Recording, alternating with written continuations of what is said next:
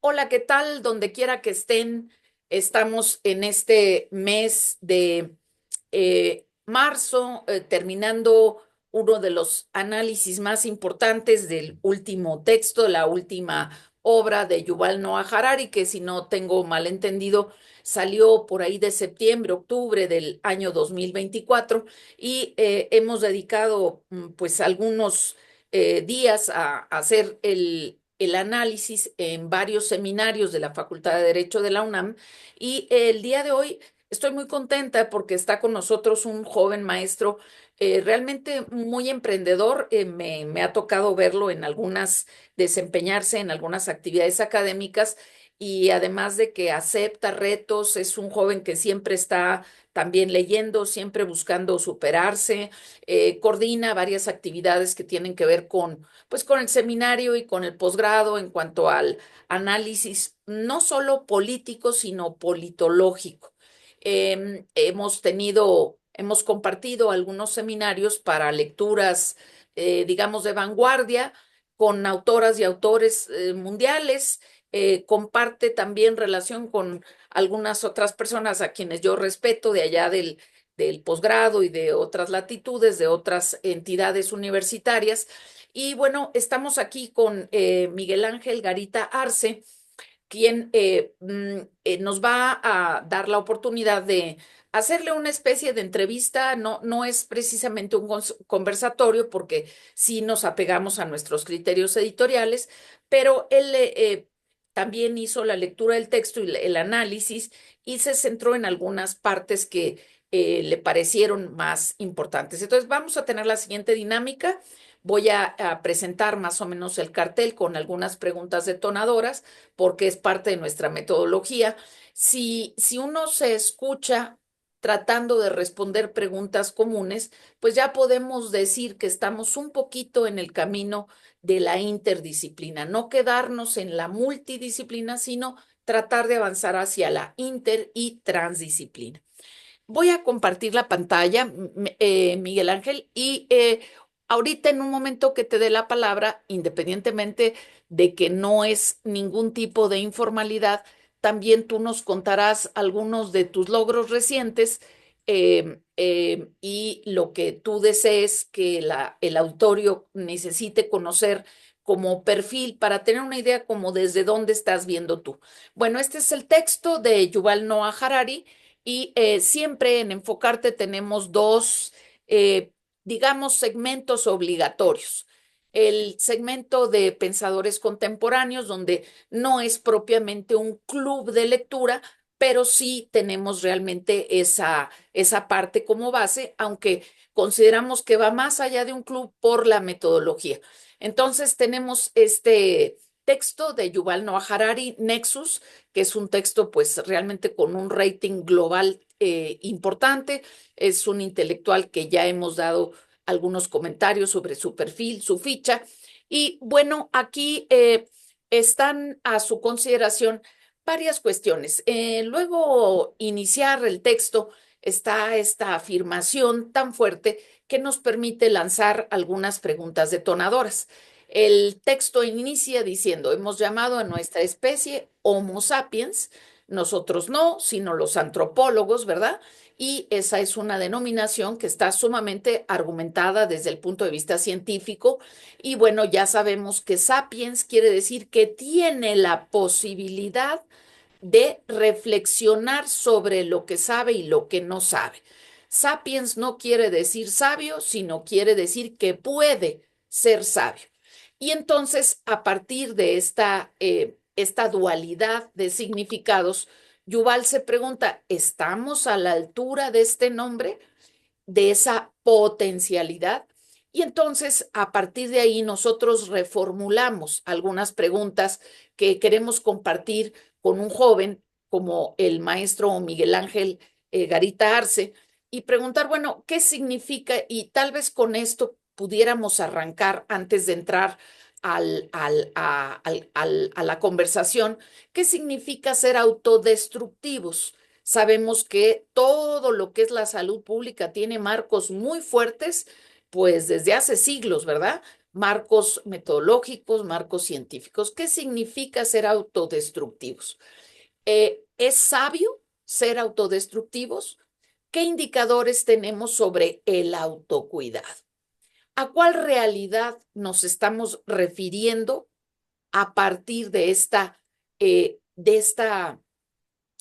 planteamiento que nos hace Yuval sobre los tipos de lenguajes, la lengua, los relatos, las narrativas políticas, es decir, las narrativas del espacio común? Y centrarnos particularmente en este capítulo o parte 2 de la primera parte, que son redes humanas, identidades, antagonismos, que nos llevan a esta reflexión tan antigua sobre el poder que nos plantearan los pensadores del, pues, principios del siglo XX y el siglo XX, estas relaciones amigo-enemigo que nos detona el cerebro reptil. El cerebro reptil es este de la supervivencia, que a todo lo que ve peligroso o huye o lo ataca. Y estas distinciones profundas que hace Yuval entre información, sabiduría, verdades y poder. Hay ingenuidad, hay error, pero hay infalibilidad.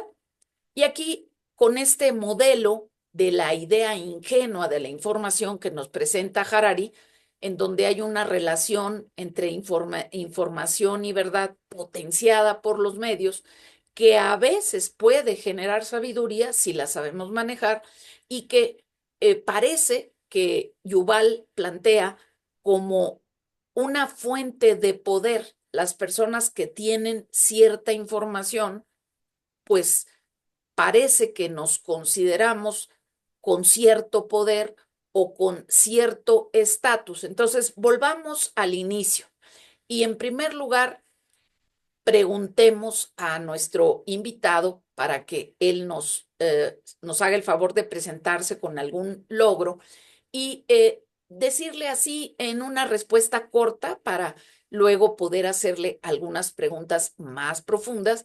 En tu mente de abogado interdisciplinario, politólogo, ¿qué es lo que podríamos ofrecer al público amplio que nos ve como una noción de ser autodestructivos? Por ahí pudiéramos abrir la conversación. ¿Qué te parece, Miguel, si nos compartes algo de tu perfil para que sepamos qué andas leyendo, en qué andas el último año, en qué proyectos, qué te apasiona, qué te provoca? Querida doctora, pues primero que nada agradecerte profundamente la invitación. Sabes que te tengo una muy especial admiración y desde luego pues celebro, digamos, este proyecto Enfocarte, ¿no? Que este seminario permanente de reflexión enfocada a partir de una obra de arte. La verdad es que eres inspiración, ¿no? Sobre todo también para las jóvenes generaciones, ¿no? De cómo constantemente siempre te andas actualizando, ¿no? La profundidad de los temas que abordas. Y bueno, muy brevemente, pues bueno, soy catedrático de la División de Estudios de Posgrado, también de la Facultad de Derecho, ¿no? Imparto materias desde, digamos, control de convencionalidad y jurisprudencia, derecho constitucional, teoría constitucional, poder legislativo. Digamos, coordinado seminarios, ¿no? En donde participamos como democracia y gobierno desde las perspectivas contemporáneas. Y bueno, pues recientemente realicé estudios superiores en el MIT en Estados Unidos sobre un tema que estamos muy vinculado con lo que Yuval aquí plantea ahí, sobre transformación digital, ¿no? Entonces, en eso he estado. También pues estoy por terminar una investigación muy importante, quizá la más importante en mi vida, sobre un modelo de deliberación ciudadana para el Congreso mexicano, ¿no? Un modelo que realmente tome en cuenta nuestras opiniones, ¿no? Del ciudadano y de la ciudadana de a pie.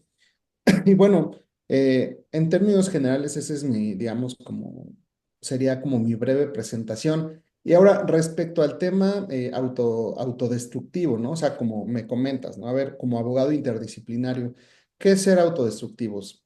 Yo recuerdo hace cuando estaba muy chico, fui a un museo, ¿no? Sobre animales.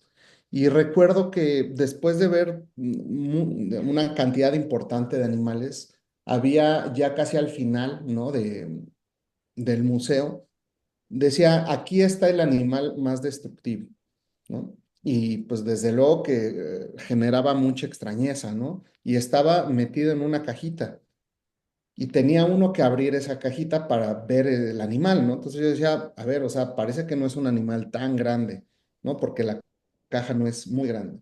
Entonces abrí la caja, ¿no? Y era una caja llena de espejos, ¿no? Y un poco en el sentido de, pues el animal más destructivo del planeta Tierra, pues es el ser humano, ¿no? Y en ese sentido, la verdad es que cuando hablamos, digamos, de esta autodestrucción, hablamos de las implicaciones que el ser humano y los daños que ha generado en el planeta Tierra. Por ejemplo, se dice, muchos científicos, ¿no? Y antropólogos refieren que actualmente estamos en la era del antropoceno, ¿no? Caracterizada por una nueva era geológica. O sea, ya estamos viviendo un mundo distinto al que quizá se vivía hace 60 años, que se caracteriza por el daño al medio ambiente, ¿no? Por la huella de carbono y por el calentamiento global, que ya prácticamente estamos en un mundo totalmente distinto, ¿no? En donde los glaciares, digamos, se están derritiendo, donde esto va a traer pues muchas implicaciones, ¿no? Como problemas seguramente de migración. Se dice que muchas personas que habitan en África terminarán, por ejemplo, en otros continentes, ¿no? En Nueva York, ¿no? Muchas personas que viven ahí saben que, pues, digamos, el nivel de las aguas ha subido, ¿no? Y que quizá en un futuro sea pues una isla cubierta por el agua. Entonces, pues bueno, hasta aquí le dejaría, ¿no? En cuanto digamos, sí somos seres totalmente autodestructivos con un gran poder y tenemos que, en ese sentido, ser muy conscientes. Estoy muy clara y es un ejercicio, una metáfora muy ad hoc la que nos planteas, el de la caja llena de espejos o con espejos, porque justamente la obra de Yuval es sumamente, digamos, metafórica, nos presenta metáforas muy fuertes, estas pequeñas historias que nos hacen sorprendernos, que nos generan o nos detonan esta heurística, este descubrimiento. Y sí, decimos que los otros animales no son racionales, pero en varios sentidos tampoco son irracionales y estamos más allá de una antinomia, porque a pesar de que no poseen nuestra capacidad creadora, productiva, pues tampoco tienen la parte negativa, la parte destructiva, porque si bien no conscientemente, o al menos nosotros no lo sabemos, no conscientemente preservan su hábitat, sí mantienen los equilibrios, ¿no? Mantienen los equilibrios con su entorno y no hay plaga que se dé que no tenga la mano humana metida, porque la naturaleza en sí misma mantiene una homeostasis, un equilibrio muy, muy importante. Entonces, primero que nada, pues nos alegra mucho que estés innovando y proponiendo al Congreso a ver si quieren escuchar cuáles son las ventajas de esta democracia deliberativa que venimos efectivamente apoyando desde hace tiempo y deliberar en primer lugar significa no centrarse precisamente en esta relación amigo-enemigo o en este me cae bien o este me cae mal, con este me siento identificado, con este no, sino centrarse en el mensaje y en los hechos. Esa es una parte sumamente importante y me parece loable esta investigación y esta labor que tú estás llevando a cabo y estamos segurísimos de que vas a tener muchísimo éxito. Muy bien, Miguel Ángel, ya te presentaste, ya nos diste un marco y dentro de este entorno, digamos, del primer capítulo, a ver si podemos en algún momento que nos acompañes a dar lectura a algunas de estas afirmaciones y expresiones que usa Yuval, pero teniendo en cuenta que no hay nada más dinámico que el lenguaje. No hay nada más dinámico. El lenguaje ha sido una característica humana y también nos ha permitido evolucionar tan rápido. Recuerdo una anécdota de Octavio Paz. No sé si estaba conversando con Vargas Llosa, pero ellos los dos hablaban de esta dinámica del lenguaje y mira que no eran propiamente semiólogos, pero decía, mm, era Vargas Llosa, Borges y Paz, y no me acuerdo quién de los tres refería. Qué maravilla, escuché a un indígena, estábamos apoyados en la boca de un pozo y se cayó un objeto y tardó muchísimo en sonar y el indígena que estaba ahí dijo, es que ya se profundió el objeto que había caído. Y entonces los tres escritores se quedaron maravillados por la manera de decir un neologismo. Se profundió, o sea, se hundió, pero muy profundo, porque tardó mucho el sonido. Entonces, esta forma de cambiar el lenguaje, no estoy yo muy segura que permee el lenguaje jurídico, pero desde luego permea el lenguaje político. Y en eso tú también estás muy actualizado porque has estudiado muchas cuestiones. Entonces, yo quisiera más o menos ponerte en la mesa estas relaciones para que pudiéramos a lo mejor empezar a, a conversarlo con tu apoyo visual. Estamos en un seminario que se llama, como quiera que sea, Ciencia Política y Teoría del Estado o Estado y Ciencia Política, pero ¿cómo se relacionaría? Digamos que si estuviéramos haciendo un promocional para las personas que quieren estudiar ciencia política, que les interesa el tema de la teoría del Estado, ¿cómo tú promocionarías, cómo relacionarías la lectura de este texto, la necesidad de leer este texto y estas materias que se ocupan de la convivencia del espacio público, de poder ver cómo funcionan estas relaciones de poder y en particular las relaciones de poder de estas nuevas tecnologías, las que están generando para quienes las generan y quienes las saben aprovechar? Entonces, abramos, si quieres, por ahí la conversación para ver qué relaciones hay, por qué recomendar este texto, a ti qué te provoca, cómo lo promocionamos, a manera que juristas que tienen esta perspectiva tal vez un poco más conservadora o, por ejemplo, que digan, pues yo, ¿por qué tengo que leer a un antropólogo? ¿Qué me puede aportar este antropólogo a mí, Miguel Ángel? Sí, claro. Si me permites, comparto pantalla. Sí, claro, por Eh, favor.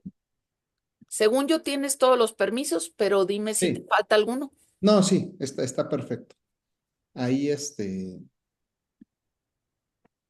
bueno, sí, muy interesante, querida doctora, cuando hablamos, por ejemplo, de los animales racionales, ¿no? O sea, ya quisiéramos tener, por ejemplo, la memoria de un elefante o la lealtad y la dignidad de un perro, ¿no? Que como ha escrito, por ejemplo, Charles Bukowski en su momento.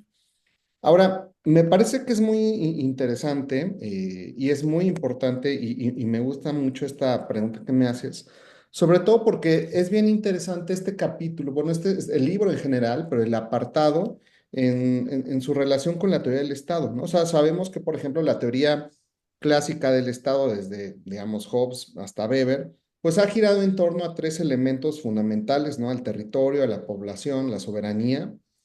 Pero aquí Harari nos invita, en mi interpretación, a cuestionar si estos pilares y otros fundamentales para la teoría del Estado siguen siendo suficientes o vigentes, ¿no? O merecen ser revalorados. Y aquí me referiré al tema de la soberanía nacional, ¿no? A esta capacidad, ¿no? Que tienen los estados, ¿no? De autogobernarse, digamos, y en este caso también esta soberanía popular, ¿no? Aquí Harari nos advierte, por ejemplo, del concepto de soberanía, que tal como la concebimos, está siendo erosionado por fuerzas supranacionales. Y, digamos, la toma de decisiones ya no está en manos, por ejemplo, muchas veces de un estado, ¿no? O de los estados, sino que también la toma de decisiones se han sumado actores como estas grandes corporaciones tecnológicas, redes globales de información, organismos internacionales. Y por ejemplo, podemos ver tan solo, ¿no? La alianza que tiene, por ejemplo, el presidente de los Estados Unidos, ¿no? Con el dueño de Tesla, ¿no? Con Elon Musk, y la participación que este ha tenido ahora dentro del gobierno norteamericano, ¿no? Otro ejemplo es, por ejemplo, el poder que tienen hoy empresas como Google, Amazon, Facebook, ¿no? Que manejan más datos sobre la población mundial muchas veces que muchos gobiernos. Y en este sentido, la teoría del Estado, pues no puede ignorar esta nueva estructura de poder. Eh, Ahora, si analizamos, por ejemplo, al Estado como ficción colectiva, aquí Harari nos argumenta que las instituciones políticas, pues no son más que construcciones intersubjetivas, ¿no? Que existen porque nosotros creemos en ellas. Entonces, si esto es cierto, entonces el Estado moderno se sostiene, digamos, únicamente en la medida que sus ciudadanos confíen en el Estado, ¿no? Y hoy, en un mundo, digamos, de la posverdad, de las noticias, de estas fake news, que erosionan la confianza de las instituciones, la estabilidad de los estados democráticos, pues puede estar, digamos, en juego, ¿no? Y hay quienes incluso hablan hoy de autocracias, por ejemplo, más que de democracias, de sistemas oligárquicos más que de democracias, de tal suerte que el Estado, aquí yo determino, ¿no? Esta ficción colectiva que puede tener el Estado. Y bueno, en un tercer punto que quisiera yo destacar aquí, ¿no? De este apartado del libro de Yuval, es el papel que tiene el Estado en la era de la automatización. Aquí Harari plantea una cuestión que es clave, ¿no? O sea, ¿qué pasa con los estados en una sociedad donde la automatización elimina empleos masivamente? Aquí, digamos, la teoría clásica del Estado supone que éste regula el mercado, que protege a sus ciudadanos, pero en un mundo donde los sistemas de inteligencia artificial desplazan a la fuerza laboral, pues ¿cómo se redefine aquí la función del Estado, ¿no? Me parece que es un reto que estamos viviendo y que se va a agravar en la medida que las máquinas comiencen a sustituir a los seres humanos de manera gradual. Y esto antes, digamos, antes lo veíamos en películas, ¿no? Como Blade Runner, inteligencia artificial, hasta en la película de Matrix, Yo Robot. Pero hoy es un problema que estamos viviendo, que estamos enfrentando y que incluso personas que no dominen, ¿no? Incluso, por ejemplo, estudiantes que no tengan conocimiento y no sepan usar la inteligencia artificial, o por ejemplo, la ciudadanía que esté desconectada de la transformación digital, pues tienen ya una desventaja comparativa en el mercado.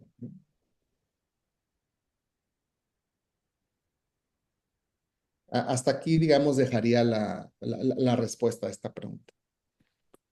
Sí, bueno, vamos a compartir la pantalla, a ver si es posible compartir la pantalla y revisar, digamos, muy por encima, vamos a ir haciendo la lectura contrastada con Harari para pasar a la siguiente pregunta, pero si nosotros hacemos una búsqueda, eh, dice que no me permite compartir, a ver, aquí, vamos a ver si sí.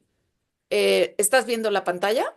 Sí, Sí, bueno. sí. Si nosotros ponemos una búsqueda que diga soberán o la raíz, Ujú, vamos a encontrar únicamente 5 menciones, ujú. porque hay que decir que aunque Yuval es un antropólogo, pues también es politólogo y tiene por lo menos 8 especialidades.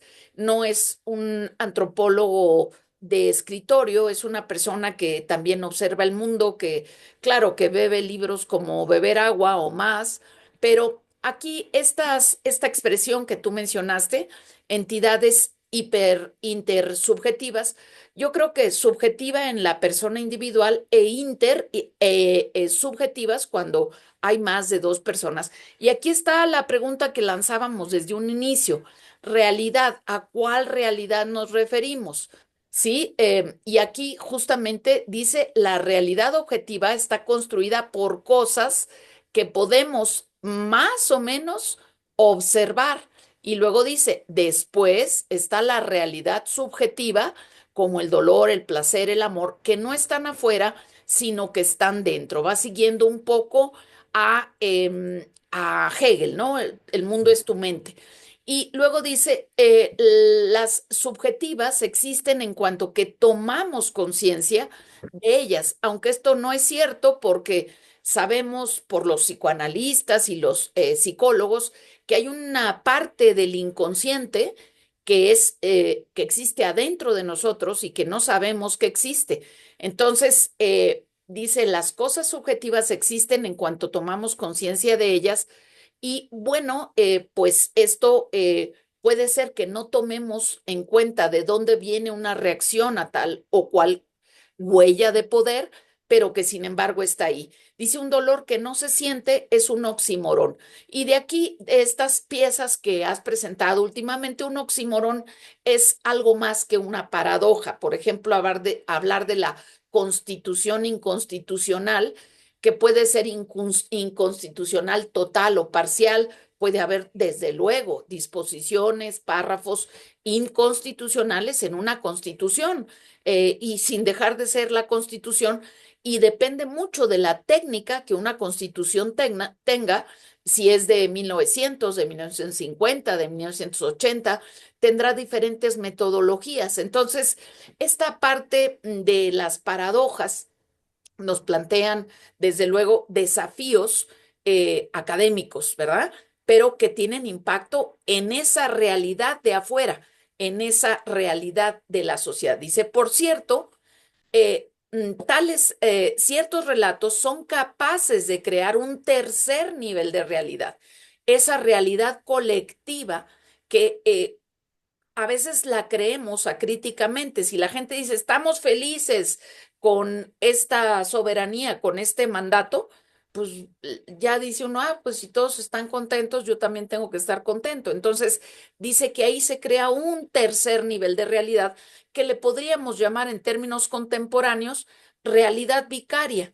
Si todos dicen que ir a una agencia del Ministerio Público es farragoso, pues yo también lo digo, no porque yo lo haya vivido, sino porque lo oigo que los demás lo dicen. Entonces, aquí tenemos esta primera fase clarísima. Yuval dice, ¿qué es realidad? ¿Cuál es la realidad objetiva? ¿Cuál es la subjetiva? ¿Cuál es la intrasubjetiva? ¿Y cuál es esta de tercer nivel? Solo son 5 menciones las que mencionan la soberanía. Y aquí ya supimos claramente cuál es la primera mención. La tenemos muy, muy clara. Es esta que dice, el, eh, el territorio soberano de Georgia o de tal o cual habla de un estado como autonomía en esta parte específica de las realidades intrasubjetivas. Está la primera mención de soberanía para que el auditorio lo tenga muy presente como prueba irrefutable. Vamos rápidamente a la segunda mención y nos dice con numerosas Biblias disponibles en localidades, los judíos sustituyeron el despotismo por la soberanía divina. ¿Quién manda? Manda Dios, quítate de problemas, le damos a Él toda la responsabilidad y entonces pues Él sabe lo que hace. De ahí esta frase que dice, pues los hijos que Dios me dé, no ningún Dios, Dios no te da ningunos hijos, tú eres quien los divina. Entonces, segunda noción dice soberanía divina. Y dice, ahora el orden social quedaba garantizado gracias a esta tecnología infalible que representa a Dios. Veamos en qué epígrafe está considerada esta mención. Dice la elaboración de la Biblia hebrea y de ahí dar el seguimiento de la importancia de las religiones y las iglesias como tecnologías y como organizaciones muy poderosas, sumamente documentada por Yuval. Esta es la segunda mención. Rápidamente vamos a la tercera y la cuarta. Veamos en qué epígrafe se ubica para que tengamos un poquito el problema del ajuste y a qué ajustes nos referimos. El tema de que nos menciona el doctor, el maestro Arce, difusión de noticias falsas, fake news, y teorías conspiratorias, que son las deepfake, que constituyen el problema principal de todas las redes informáticas pasadas, presentes o futuras. Aquí dice, es un problema y en el pasado, en el presente y el futuro, y aquí se encuadra esta tercera mención de la soberanía, donde si gustas hacernos el favor, maestro, de leer estos dos párrafos para Sí, por compartir con supuesto. nuestro auditorio, por favor. Sí, claro que sí. Muy interesante, doctora. Muchas gracias. Dice, de hecho, a la larga, las victorias de Napoleón aseguraron la decadencia permanente de Francia. Durante siglos, Francia fue la mayor potencia geopolítica de Europa, en gran parte debido a que tanto Italia como Alemania, Perdóname porque se movió aquí. sí, no, no te preocupes. Esta es la segunda, discúlpame, se movió. Ahí está. Sí. Ah, sí, tanto Italia como Alemania no existían como entidades políticas unificadas. Italia era una mezcolanza de docenas de ciudades-estado, principados, feudales y territorios de la Iglesia, todos enfrentados entre sí. Alemania era un rompecabezas aún más extraño, dividido en más de 1000 entidades políticas que se mantenían más o menos unidas bajo la soberanía teórica del Sacro Imperio Romano Germánico. En 1789 la perspectiva de que se produjera una invasión alemana o italiana de Francia era simplemente impensable, porque no existía un ejército alemán o una italiano. Bueno, ahí, En ahí yo creo, espera 1806, un momentito, hagamos una pausa. Si te fijas, esto es muy importante no solo para la teoría política, sino para la teoría del derecho. Aquí ujú, vemos cómo la escuela histórica de Alemania, pues tiene toda un antecedente en esta hiperfragmentación. Savigny, con su teoría, digamos, basada en las costumbres de cada lugar, no era algo fuera de su realidad. Estamos hablando de antes de la Revolución Francesa. Entonces, ¿cuál era el único estado geopolíticamente concentrado y fuerte? Francia. Tan es así que es ese contexto el que puede generar la Revolución Francesa y el que digan, basta, basta, tú que tienes tu modelo, basta, rey, de tomar decisiones centralistas, autoritarias y absolutas. Convoca al Estado llano, dice Sieyé.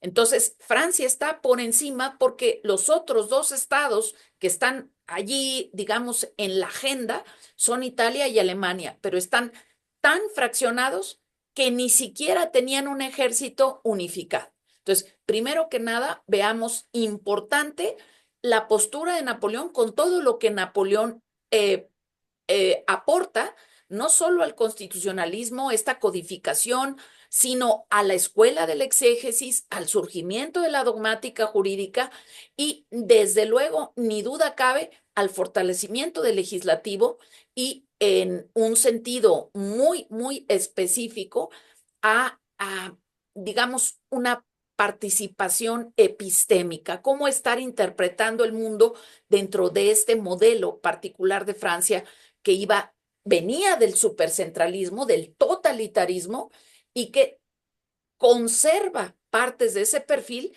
pero incorporando los llamados pesos y contrapesos. Entonces, muy importante este párrafo que acabas de compartir. Vamos al siguiente, por favor.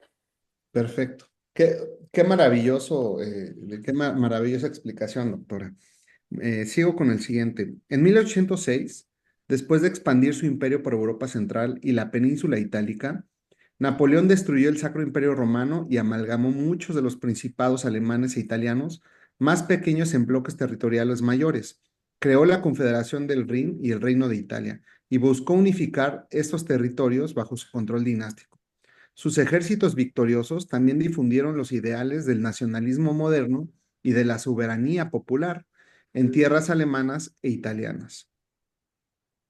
Napoleón creía que todo esto reforzaría su imperio. De hecho, al deshacer las estructuras tradicionales y proporcionar a alemanes e italianos una muestra de consolidación nacional, sin pretenderlos en todas las bases de las unificaciones definitivas de Alemania de 1866 al 71 e Italia del 48 al 71. Estos procesos gemelos de unificación nacional culminaron con la victoria alemana sobre Francia en la guerra franco-prusiana del 70 al 71. enfrentada a dos potencias recién unificadas y fervientemente nacionalistas en su frontera oriental. Francia nunca recuperó su posición dominante. Fíjate bien, maestro, cómo esta frase que dice nadie sabe para quién trabaja resulta contundentemente comprobada. Pero Ujú, aquí quisiera hacer notar y compartirte el uso de la soberanía. Aquí estamos hablando de diferentes tipos de soberanía y veamos por qué para un jurista es importante llevar dos cursos de derecho romano, porque sí, Napoleón era un profundísimo estudioso de Roma y precisamente es por eso ujú, que logró destruir al Sacro Imperio, porque ya tiene el apellido de sacro, ya tiene esta parte religiosa que esa ya no le gustaba. La película de Napoleón nos va a dar un panorama enorme, la vamos a discutir a finales del mes de abril. Es muy importante porque Napoleón tenía una serie de aspiraciones, pero no hubiera podido lograr las victorias que obtuvo sin haber estudiado esa organización institucional del derecho romano. Decía, ¿cómo es que han llegado a ser imperio? Pues eso voy a hacer yo. En muchos sentidos la supera y en otros no. Pero lo que sí es muy importante es que haciendo un parangón, maestro, con el caso de México, cuando llegan los españoles, que llegan en minoría franca, ¿sí? ¿Qué es lo que se encuentran?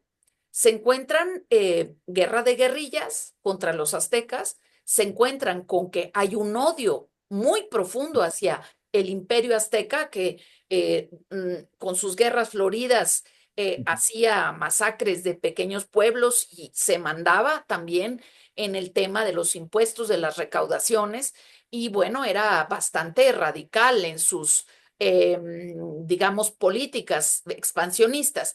Entonces, no podía, no podían controlar esas comunidades todas dispersas en los cerros. Entonces, lo primero que se hizo fue generar esos centros de unificación, ¿verdad? Esto es lo que hizo también Napoleón y esos centros nunca se esperó que resultaran tan importantes como yo creo que en la guerra de los setentas tampoco los estadounidenses pudieron ver hasta dónde iban a llegar estas relaciones que Nixon y otros tantos impulsaron con China. Imagínate el tamaño de China comparado con Alemania o con Italia. Si no caben 20 veces, caben más. Entonces, ¿por qué ha estado y está tan unificado China? Pues por sus regímenes totalitarios. Allí no hay ni consultas, ni foros, ni nada, porque sabemos que la democracia genera conflictos y algunos inclusive los amplía, pero para bien, para la transparencia.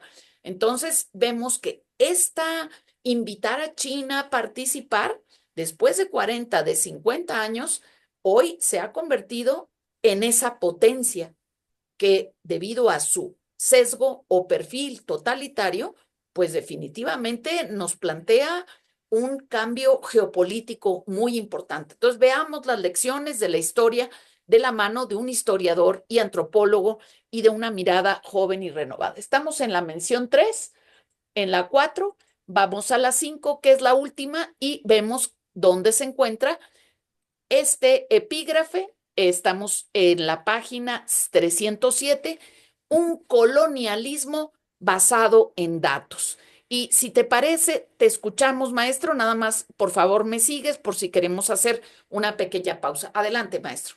sí, dice, en el siglo XVI los conquistadores españoles, portugueses y holandeses estaban instaurando los primeros imperios globales de la historia, a base de barcos de vela, caballos y pólvora. Cuando británicos, rusos y japoneses compitieron por la hegemonía durante los siglos XIX y XX, se basaron en barcos de vapor, locomotoras y ametralladoras. En el siglo XXI, para dominar una colonia ya no es necesario desplegar la artillería, basta con apoderarse de sus datos. Unas pocas compañías o un gobierno que consignan recolectar los datos de todo el mundo, podrían convertir el resto del globo en colonias de datos, territorios dominados no mediante una fuerza militar manifiesta, sino con la información. Supongamos que dentro de 20 años haya alguien en Pekín o en San Francisco que tenga en su poder el historial completo de cada político, periodista, coronel y director ejecutivo de nuestro país. Todos los textos escritos, las búsquedas realizadas en la red, las enfermedades padecidas, los encuentros sexuales, los chistes contados, incluso los sobornos aceptados. ¿Aún viviríamos en un país independiente o más bien habitaríamos una colonia de datos? ¿Qué ocurre cuando nuestro país depende de las infraestructuras digitales y de unos sistemas gobernados por la IA sobre los que carece de control efectivo? Vamos a hacer ¿No? ahí una pausa para que tú puedas hacer algún comentario de estos dos párrafos, pero veamos cómo claramente nos dice qué tecnologías usaron los conquistadores en cada siglo. Siglo XVI, siglo XIX, siglo XXI, siglo XX, casi XXII, ¿no? Veamos qué tecnologías se utilizaron para colonizar. Y la hipótesis de Harari queda clarísima. Nos dice: hoy necesitamos a fuerza estos barcos. No, dice, hoy no necesitamos, dice, ya no es necesario desplegar artillería, basta con apoderarse de sus datos. Aquí está sentándonos una parte de Sí, la hipótesis, ¿verdad? Y aquí lo que es muy, muy importante es, no sé si tú hayas visto esta serie de Harry Potter, pero sí, es que muchos en este mundo y en su vida habrán querido esa capa para hacerse invisible y meterse donde sea y saber todo de alguien, dónde te exprimo porque sientes vergüenza o dónde te puedo neutralizar o cuáles son tus pasiones más secretas y saber cuál es tu precio, porque a lo mejor tu precio es muy alto y dices, yo no me vendo por dinero. Pues sí, pero a lo mejor si amenazan a tu mamá, a tu papá, a tu tía, a tu hermana, a tu hija, pues a lo mejor, como decían los revolucionarios, o plomo o plata, y hoy lo dicen los delincuentes organizados, ¿verdad? Entonces, esta parte de las nuevas formas de colonizar, apoderándose de los datos que la gente sin ningún tamiz proporciona gratuitamente cada vez que le pica a una búsqueda. Y bueno, acá entonces, ¿qué te dicen estas preguntas? ¿Qué te provoca este segundo párrafo para sí, continuar con la lectura y dar con nuestra última mención de soberanía? sí. Híjole, pues es muy fuerte, ¿no? Me recuerda, por ejemplo, este libro de Infocracia de Byung-Chul Han, ¿no? Donde dice que pues ya no somos, o sea, no, más allá de carne y hueso, somos datos, somos información. Incluso sin la información, pues no existiríamos, ¿no? Y en ese sentido parece que, a ver, o sea, Harari plantea que esta gran disputa, ¿no? del siglo XXI sobre el control de los datos, o sea, si antes la lucha política giraba, por ejemplo, pensemos en la propiedad de la tierra, medios de producción, pues hoy, digamos, es quien controla la información, ¿no? Y, a ver, un ejemplo de esto, pues, es, por ejemplo, la regulación de la inteligencia artificial. Si los datos, digamos, son el nuevo poder, entonces deberían, por ejemplo, los estados nacionalizarlos, ¿no? Como proponen, por ejemplo, algunos teóricos, ¿no? O deberían seguir, digamos, en manos privadas. Me parece que, digamos, más que una solución, pues es simplemente evidenciar el problema, ¿no? Porque en realidad, pues esto parece que nos lleva a un nuevo contrato social basado en datos. Y en ese sentido, es muy interesante. México, por ejemplo, vivió un robo de información con los Guacamaya Papers, ¿no? En donde, por ejemplo, el ejército perdió, me parece, cerca de 3 terabytes de información, que si nosotros lo imprimimos página por página, podríamos construir un camino de México hasta la punta de Sudamérica, ¿no? Hasta, digamos, Argentina. Entonces, son temas, ahora hablamos de ciencia de datos, de, por ejemplo, de las nubes, ¿no? Y hay una nueva manera de entender incluso, por ejemplo, en algunas universidades, ya la materia de ciencia de datos, pues es una materia obligatoria dentro de los planes de estudio. Entonces, estamos pues ya cambiando, inmigrando hacia esa era inevitable de la información. Fíjate que haces una pregunta y lanzas casi una pregunta para varias tesis de investigación de licenciatura, maestría, doctorado y postdoctorado, porque yo no confiaría, pues, ni como dijo Orwell, en que el Estado sea el omnipresente y tenga todos los datos, ni tampoco a los privados, porque la sabiduría ética ha estado ausente a lo largo de la historia de la humanidad, ni siquiera con los déspotas ilustrados del siglo XIX vimos que esos déspotas ilustrados se hayan autocontenido. Entonces, creo que 21 siglos, bueno, si le sumamos los de la antigüedad, 40 y tantos siglos, está demostrado que la sabiduría ética a nivel de élites gubernamentales, pues no es mucha, no hay mucha autocontención. Entonces, aquí tal vez habría que defender a ultranza la transparencia, pero creo que lo que tenemos claro es el papel de la transparencia. Porque ¿cuántos ciudadanos o ciudadanas dirías tú ahorita, en este momento, están en posibilidad, en posición de defender sus datos y cuidarlos? Yo te diría que yo creo que no alcanzan ni el 10% las personas que leen los permisos, que controlan los permisos. Yo te diría que no llegan sin la información científica reciente. Yo te diría que no, ni el 10% de la población. Y si tomas en cuenta a la gente con cierta funcionalidad o alfabetización digital, pues menos, ¿verdad? Porque está clarísimo, los datos nos dicen que quienes tienen estas funcionalidades, estas competencias, pues ni siquiera son el 50% de la población. Entonces, Sí. vayamos a nuestra última mención para poder continuar con tu entrevista y tu exposición. Adelante, te escuchamos, maestro. Sí, dice, el temor a una guerra psicológica, al colonialismo de datos y a la pérdida de control sobre su espacio ha llevado a muchos países a bloquear lo que consideran aplicaciones nocivas. China ha prohibido Facebook, YouTube y otras muchas aplicaciones y páginas web de redes sociales occidentales. Rusia ha prohibido casi todas las aplicaciones de redes sociales occidentales, así como algunas chinas. En 2020, la India prohibió TikTok, WeChat y otras numerosas aplicaciones chinas, aduciendo que eran dañinas para la soberanía y la integridad de la India, la defensa del país, la seguridad del Estado y el orden público.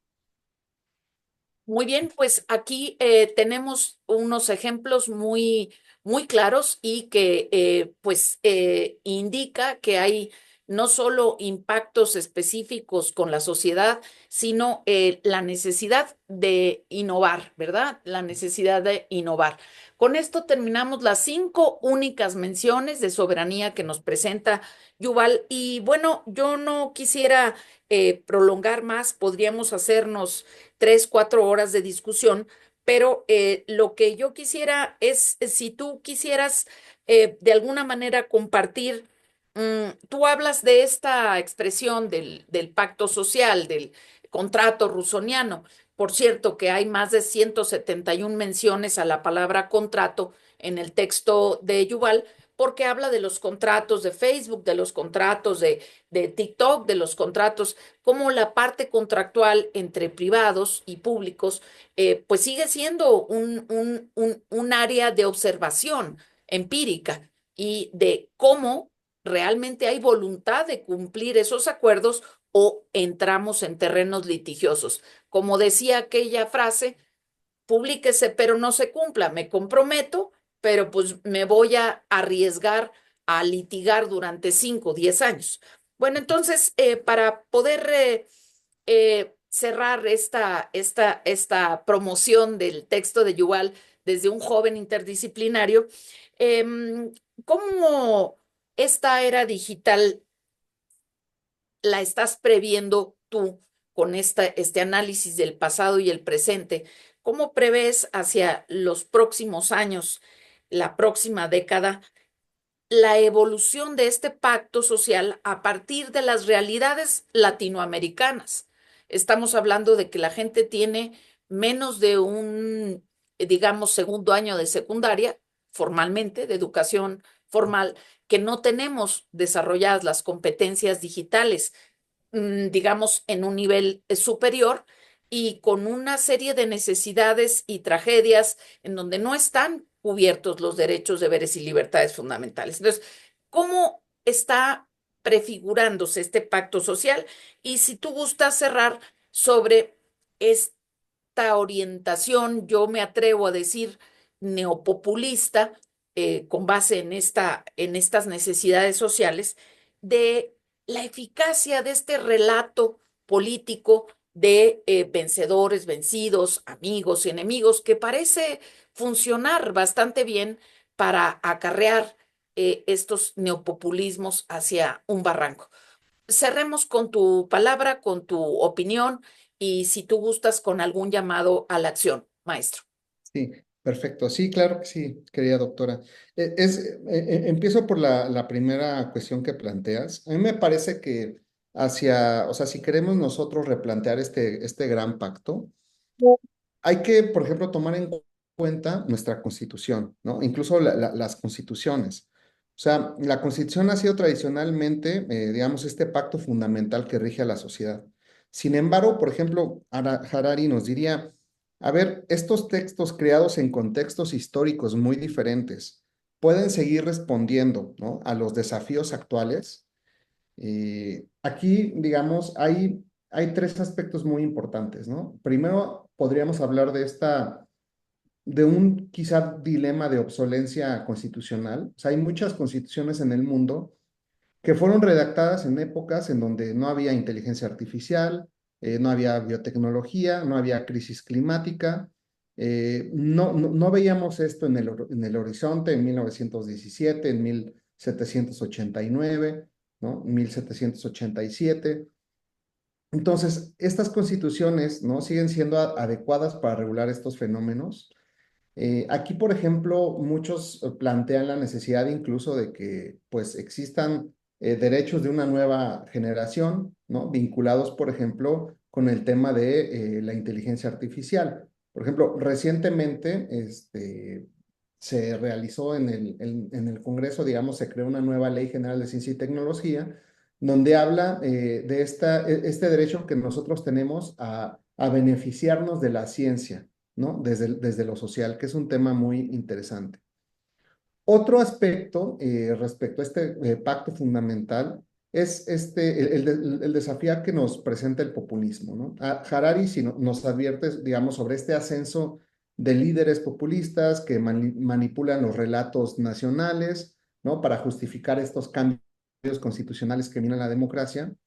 Y vemos, por ejemplo, cómo en países como Hungría, Turquía, ¿no?, donde ha habido estas reformas constitucionales, digamos, inconstitucionales que bien refieres, ¿no?, que con Yaniv Rosnay, que lo tuvimos en la Facultad de Derecho, ¿no?, hace unas semanas, estos temas han servido para consolidar el poder, digamos, de alguna manera de una élite, ¿no?, más que fortalecer las instituciones democráticas, ¿no? Y aquí, pues desde luego y desde los estudios que he realizado, claro que hay alternativas democráticas, hay, digamos, alternativas hacia una democracia deliberativa, defendidas por autores como Habermas, como Rawls, como Nino, ¿no? Pensando en Argentina, ¿no? Dussel, Nino, Gargarella, eh, donde se propone de alguna manera un diálogo inacabado, ¿no?, en la forma de tomar estas decisiones colectivas, ¿no? Y aquí, por ejemplo, Harari sugeriría, digamos, que en un mundo hipercomplejo, los ciudadanos comunes puedan no tener el conocimiento necesario para opinar sobre temas como cambio climático, inteligencia artificial, ¿no? Pero me parece que aquí echar mano de los ejercicios de democracia deliberativa, ¿no?, en donde en países como Islandia, ¿no?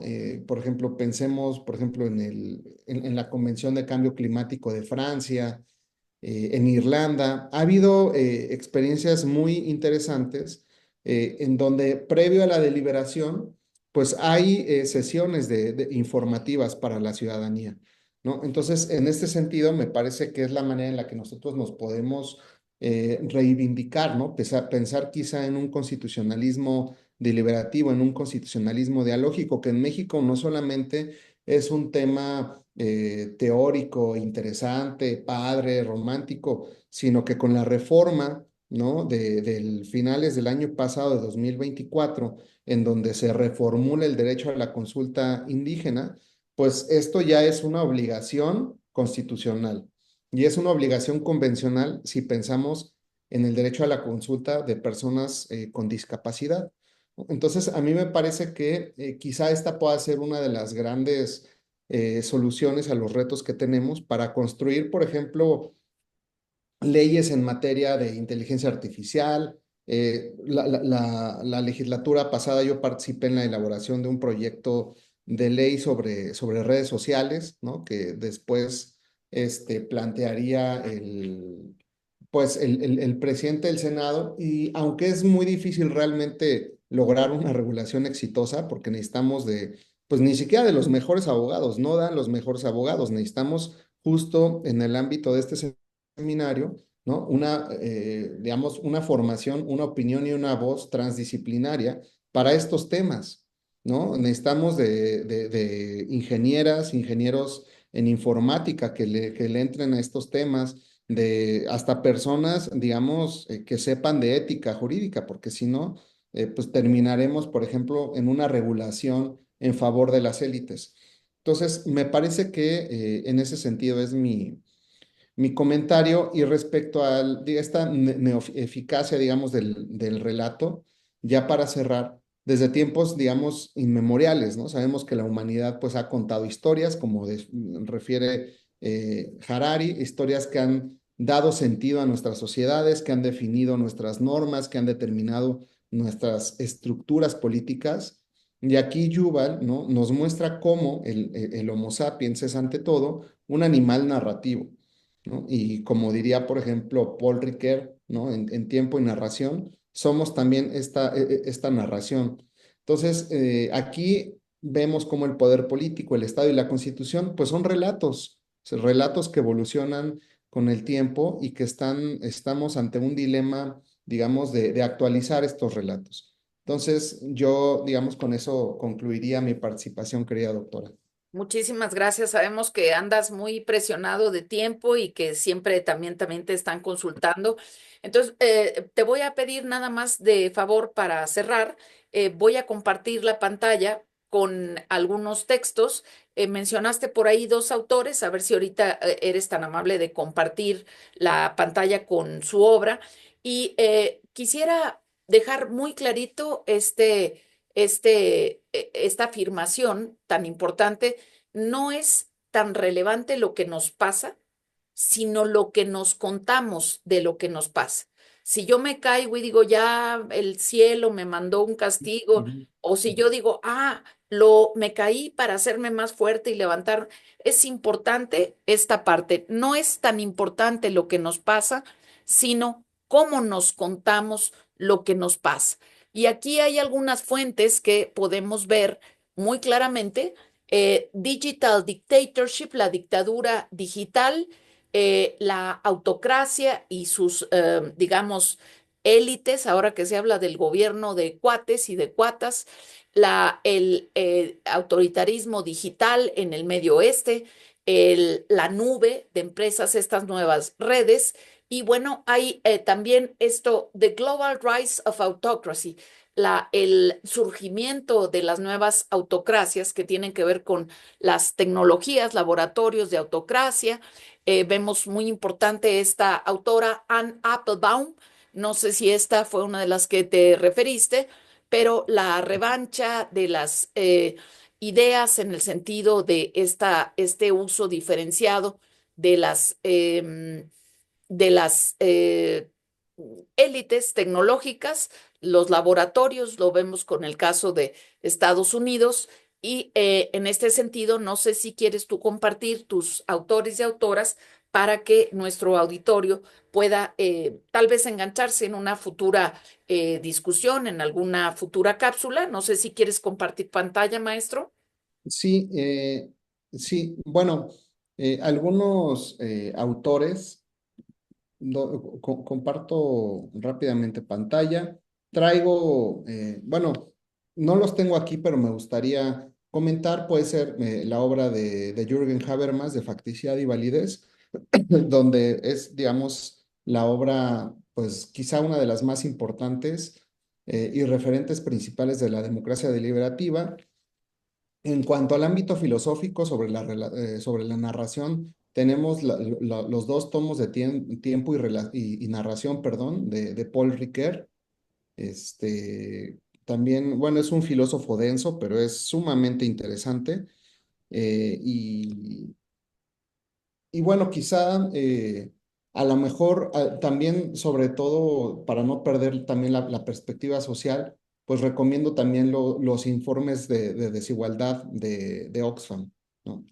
Sí, muy importantes, muy, muy importantes. Y ahí tenemos varios autores, bueno, pues desde nuestros expertos en Colegio de México sobre la pobreza, que tenemos varios.